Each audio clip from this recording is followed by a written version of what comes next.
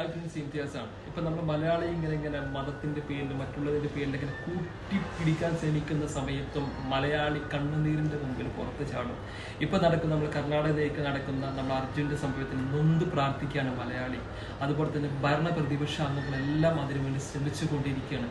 അതുപോലെ തന്നെ നമ്മൾ മുന്നേ കണ്ടുപോയ നമ്മുടെ വധശിക്ഷ കാത്തു കഴിയുന്ന ഒരു മനുഷ്യന് വേണ്ടി അതിൻ്റെ അമ്മയുടെ കണ്ണുനീര് കണ്ട് മലയാളി കോടിക്കണക്കിന് പൈസ സമാഹരിക്കുന്നത് നമ്മൾ കണ്ടു.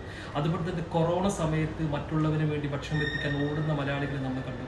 അതുപോലെ തന്നെ വെള്ളപ്പൊക്ക സമയത്ത് അതിനുവേണ്ടി സഹായിക്കുന്ന മലയാളികളെ നമ്മൾ കണ്ടു. പല രാഷ്ട്രീയക്കാരും പറയാറുണ്ട്, നമ്മൾ അങ്ങോട്ട് നോക്കൂ, നമ്മൾ ഇങ്ങോട്ട് നോക്കൂ, അവിടെ ഇങ്ങനെ വികസനമല്ല വേണ്ടത്, മനുഷ്യത്വമാണ് വേണ്ടത്. ഒരു റോഡിലാണ് ഒരാൾ വീണ് കിടക്കുമ്പോൾ, ആക്സിഡന്റ് ആയിട്ട് വീണ് കിടക്കുമ്പോൾ ഒരു 10 മിനിറ്റ് കൊണ്ട് രക്ഷിക്കേണ്ട ഒരാളെ 1 മണിക്കൂർ കൊണ്ട് ആംബുലൻസ് വന്നിട്ട് കാര്യമില്ല.